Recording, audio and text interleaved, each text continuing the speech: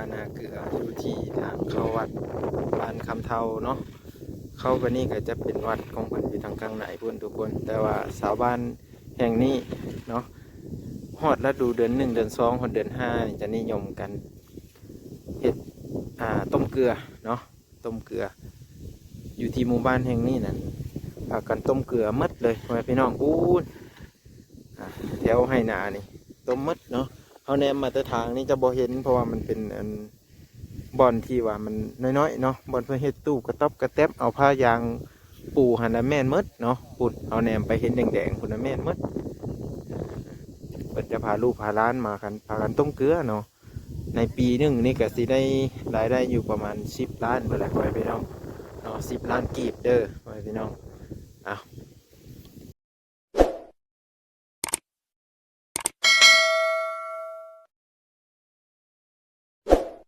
วันนี้ก็สวัสดีมาทุกคนเนาะสบายดี FC เด้อมาว่างก็จะพามาเบิ้งเนาะพา FC มาเบิ้งอีกเป็นครั้งที่สองมาครั้งนี้ก็คือพิเศษในจักหน่อยพาเบาหนงมา FC ทุกคนในบ้านร้านน้อยนี่ดูแห่งทุกคน กวาดเกลือน้ำได้ง่ายเดี๋ยวว่าบังจะพามาเบิ้งทางที่เนาะอันนี้นี่เพิ่นย่างไปได้ด้วยนี่แต่ว่าเขาย่างนี่โบมันสิลิบหลงบ่นะ แม่นด้วยเนาะเพิ่นย่างหรือว่าเพิ่นย่างได้อยู่เด้โยกโอ้ข้ามมาได้เลยทุกคนมาบ้างอยากพามาเบิ้งอีกอย่างนึงก็คือเพิ่นต้มเกลือนี่นะเพิ่นพากันมาต้มแบบนี้นี่เพิ่นจะเฮ็ดเป็นกระต๊อบแบบนี้อันนี้คือน่าจะห้างนะนี่เนาะน่าจะเพิ่นถอยไผ่แล้ว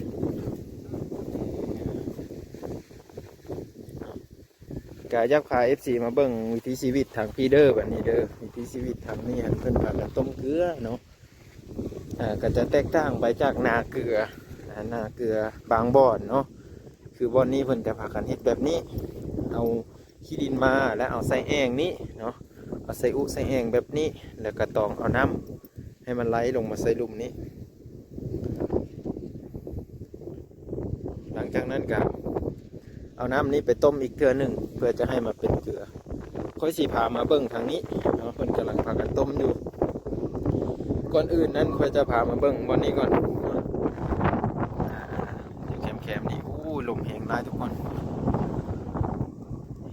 บ่อนนี้จะเป็นบ่อนดั้งเดิมก็ว่าได้เพิ่นจะเฮ็ดใส่หางเนาะตัวนี้เฮ็ดใส่หางทุกคนแต่ว่าสายน้ำนี่จะเลาะมานี้เนาะเพิ่นจะเฮ็ดตามสายน้ำเพราะว่าเพิ่นจะเอาน้ำมันขึ้นมาใส่อยู่บนแบบนี้นี่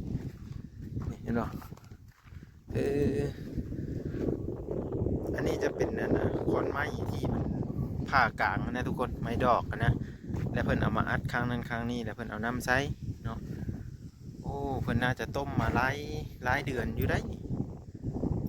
เพิ่นเอาน้ำใส่ได้เห็นบ่มันก็จะพ่นขึ้นมาเนาะโอ้เพิ่นเฮ็ดคักอันนี้เนาะอันนี้แบบดั้งเดิมเลยเนาะเพิ่นจะใส่เป็นไม้ ไม้เก่าแก่นี่เห็นบ่เพิ่นจะเจาะไม้ใส่แบบนี้แล้วจากนั้นก็จะโต้งเอาเนาะไปเดี๋ยว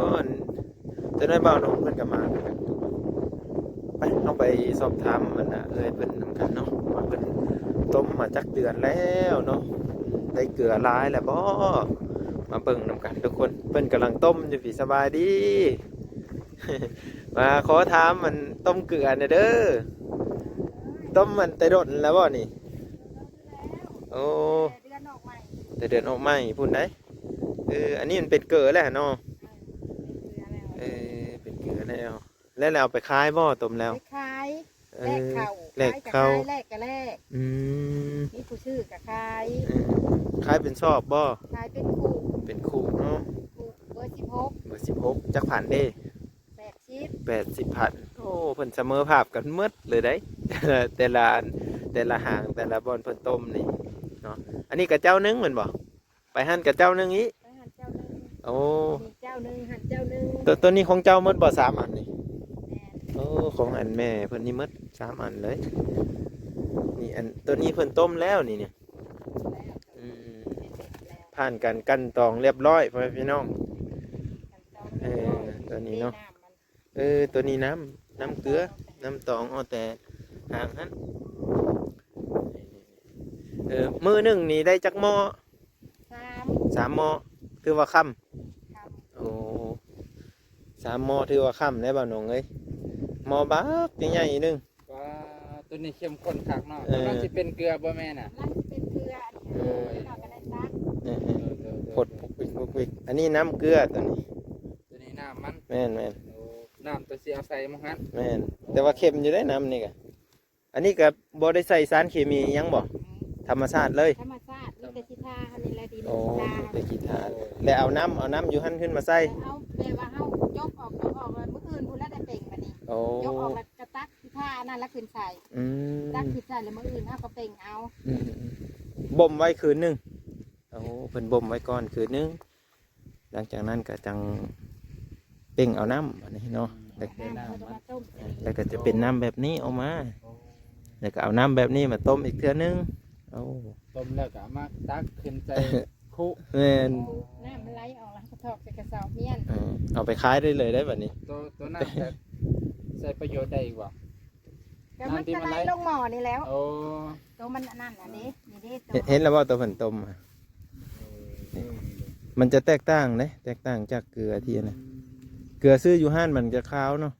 เท้าว่าเท้ามันเห็นเฮิงแล้วมันแข็ง โอ้แข็งแมนตัวนี้ เห็นเฮิงมันก็บอกแข็ง บอกแข็งตัวนี้เนาะ กระถือคนแล้วมันเปื่อยเบิด โอ้ถือพ้นละเปื่อย เอ โอ้ แล้วจัดเราบ่ให้ถึงน้ำ ทำไมถึกนะ เออ เขาไปว่าเขาเสียเมียนกินเขาก็ใส่ทงยางเมียน เออ เขาซบใส่กระสอบมันเมียนแล้ว เออ มันก็งามแบบสี่แล้วมันมีที่ปุ่นที่ดินถือ ถือว่าสะอาด สะอาดงามตาเนาะผัก สอบมีได้กี่สักแสนเนาะ สอบหนึ่งนึงมันก็ไล่แสนเติบมาแล้ว ขายเป็น คู่เบอร์16 เป็น จุด คู่ สี่สามนี่วะ คู่เบอร์16รุ่นนี้ โอ้รุ่นนี้อืม มีใหญ่กว่า อืม เดินบอกว่าสุดยอดยังเลย ว่าอยากว่าดอกบ่เคยตกจักเทื่อ พดคือบ่แพงค่ะ เออ แต่ว่าตัวนี้มันจะพดแบบมีเกลือตัวนี้ แต่มันบกคุณหมอยังตักเอา มันแห้งหมดเลย มันแห้งใช่ไหม ตักขึ้นเนาะ โอ้คืนนี้เนี่ยได้ซื้อเอาบ่นี่ คืนก็ไปหาเอาอยู่กลางดงไปหาแล้วพี่น้องนั่นแหละเอาเกลือไปให้กับเจ้า โอ้แลกกันเปลี่ยนกัน แล อืมแลกเปลี่ยนกันบ่พี่น้องนี่ น้ำจะเอาขึ้นมา หลายได้พุ่นเหรียญไปพูนแหละ เบิดมือได้ก็เบิดมือ อยู่กับน้ำนี่แหละ อยู่ว่าที่แล้วนี่ บ่ได้มุ่งบ่ได้หยังเนาะแดดได้ นั่ นี่ งมาทันแดดพอได้ละพออยู่ก็อยู่ไปมันแดดมันเห็นตู ฮอดเดือน4เดือน5ก็เฮ็ดตู้ ตูบแล้วบัดนี้ โอ้ต้มฮอดเดือน4เดือน5เลย ทอดพุ่นแล้วถ้าฝนตกพุ่นแล้ว ถ้าฝนตกแล้วจังเช้าเนาะ ก่อนยามฝนแล้วก็เศร้า ยันว่าให้ลูกสาวมาซอยใช่ดอก ลูกสาวเขาก็ไดีหมด ไปกรุงเทพหมด เออ เออ ป้าแม่ต้มเกลือพุ่นเอาซอยกันคนละทางเนาะ อืม ทางอีกทางหนึ่งแม่ก็อยู่ทางบ้าน แล้ว จะ ค่ะ หา เพื่อลูกที่ผากมาเขาก็ไปจักใช้จักจ่ายจังเนาะครับ อืม จะเอาเพียงมาเขาก็อยากแลก เออ เอาปูเอาปลามาก็แลกกิน อืมแม่นแหละเจ้าก็คนบ้านนี้บ่บ้านโนนสมบัตินี่ บ้านนั่นเขาเอามาอยู่นะ โอ้ บ้านบึก ตัวนั้นเขาเอิ้นบ้านบึก ตัวนี้บ้านโนนสมบัติโอ้บ้านโนนสมบัติก็ใกล้กับทางเข้าวัดป่าภูข้ออยู่ติดเข็มทางเลยพี่น้องอันนั้นจะเป็นทางเข้าวัดนะครับเพิ่นจะพากันมาต้มวันนี้มาเจ้ากวาดแล้วกวาดเอาเดี๋ยวนี้โอ้ตัวนี้แม่นบ่อนเจ้ากวาดผู้เดียวเลยบ่ ของแม่เพิ่นว่า นี่ นี่ ผู้นึง โอ้ ค่านี่ปานี่ผู้นึง เพิ่นปั่นกันพุ่นละจัก เจ้า แม่ มาน เสา โอ้มาเศร้า ผมเป็นเสาเนาะแต่พอเป็นดินของผู้อื่นเนาะ อืม แต่ว่าพระเจ้าก็มาเสาต้ม เออ แบ่งให้พระเจ้าต้มน้ อืม แม่ให้เจ้าของดินน้ำ ำของดินครึ่งหนึง เออ ของเอามาเสาครึ่งหนึง โอ้แบ่งกัน แบ่งกันธุรกิจเดี๋ยวได้นี่ฮะเฮ้ยพี่น้องเอา แล้วก็แบ่งกันหมู่ก็มีหมู่กับพระจักต้ม เออ กันก็ต้ม ปั่นกันเนาะบ้านหนึ่งเมืองเดียวกัน อาศัยกันไปพี่น้องเพิ่งพาอาศัยกัน เบิ่งไปเบิ่งมาคือการนำเบียร์ เออ อาจจะนำมันบก ตอนนั้นใส่มัน ต้มซื่อๆบ่ได้ข้นบ่บ่ได้ พอแล้ว บ่ได้ข้น มันคนมาแล้วถ้ามันปลูกเองมันถึง นี่แต่ดังไฟให้มันเนาะ เดินดำข้นให้มันเข้ากันคักแม่ โอ้ยโนดพุ่นเป็นสายยาวยืดขึ้นไปเถิงพุ่นได้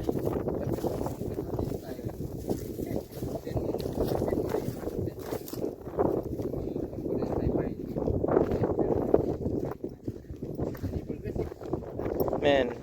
เป็นน่าจะคูดเอาแล้วนี่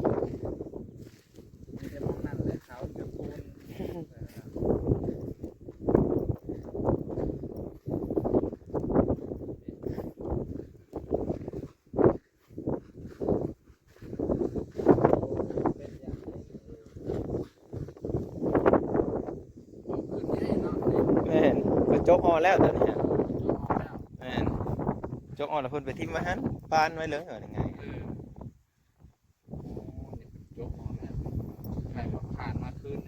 แม่น แต่ก็เอาตัวไม้ได้นี่เนาะ แม่นเอาตัวไม้มาใส่แล้วนี่ เอาดินใส่แล้วก็น้ำใส่ แม่นบ่มไว้แต่ว่า ไว้ ตัวเก่านี่ก็คือสิมีเกลืออยู่นี่นี่เป็นเม็ดเป็นอันนี้แต่ว่าบ่ร้ายนะให้มันเข้มข้น ของแม่เป็นสามอ่างสามอ่างเลย มีหูคักแน่เป็นไม้ที่ขนาดใหญ่เลยนะระดับอูมหนึ่งเลย อันนี้คือสิแง่ขึ้นให้มันเป็นหู แม่นแล้วก็แง่ตัวนั้นเข้าน้ำก็ไหลออกมาบัดตัวนั้นบ่เห็นไผตัวนั้นแม่นนี่คือกันนี่ก็น่าจะน้ำบกเด้อ บวกแล้วเนาะ แม่น ได้คุกหนึ่ง คูณหนึ่ง แบบทั้งหนึ่งได้คุกหนึ่งเกือบบ่คุซ้ำเลยพี่น้อง มันน่ะเขาเติมน้ำเซอร์อีกเขาก็เป่งเอาอะ เติมน้ำเรื่อยๆเนาะ แม่นจนมันจืดพอแล้วจนน้ำมันขาวพอแล้วตอนนี้น้ำมันยังเหลืองตัวมันไหม้เด้ตัวนี้ก็น่าจะหมดแล้วนี่มันบ่ได้ใสได้บ่เนาะบ่ได้เหลืองเด้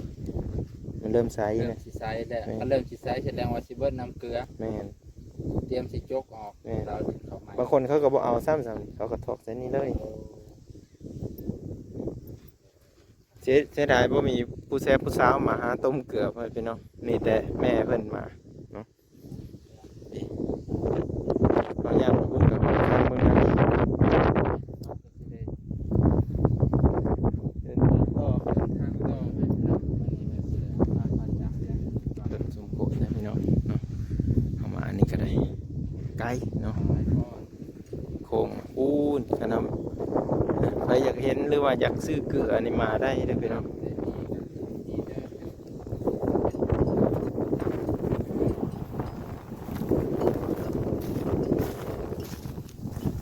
ไปก็เด้อวันนี้เด้อขอบใจหลายๆ ใครอยากได้เกลือก็มาโลดนี่ทางแหว่บนขัวนี่ให้แล้วขวาเด้อมาบนนั้นแม่เพิ่นอยู่นี่นี่พี่น้องเป็นแล้วบ่น้องเห็นแล้วบ่บัดนี้ เห็นแล้วว่าสุดยอดเลยดิ โอ้ สุดยอดหลาย คนแบบชาวบ้านเขาก็มีเวเฮ็ดเนาะ แม่นมีรายได้เสริม มีรายได้เสริมเด้ นานแล้วก็มาเฮ็ด เฮ็ด นา เกลือแทน เฮ็ดเกลืออีก เกลือแทน เออ ต่อนะหลังจากเฮ็ดนี้แล้วก็ช่วงฤดูฝนก็หยุดหลังจากนั้นก็เฮ็ดหน้าอีก ต่อใส่หนาอีกถือว่าอุดมสมบูรณ์บ่อนนี้เนาะ สมบูรณ์นี่เลย อืมฮะแถวเขตเฮานี่เบ้านงฮะก็เห็นบ่อนนี้เป็นบ่อนแรกแม่นบ่ แม่นฮะก็เห็นเป็นเถื่อทำบิด โอ้คืออยู่ไทยได้บ่อนงได้เห็นอยู่บ่ บ่ โอ้ เคยเห็นแต่ใน YouTube โอ้นาเกลือเนาะ แม่นนาเกลือ จะแตกต่างจากเฮาหลายบ่ แตกต่าง โอ้ จากอันแน่เป็นเคยเห็น ทันสมัยบ่ ทันสมัยเห็นเป็นระบบแน่ โอ้ อันนี้ก็เห็นตามวิธีของชาวบ้าน อืมอันนี้แบบดั้งเดิมเนาะ แม่นดังเลย ทันสมัยได้ตัวนี้พี่น้องเอ้าจบไปเพียงซ้ำนี้เด้อทุกคนเด้อขอบคุณที่รับชมและติดตามตลอดมาพี่น้อง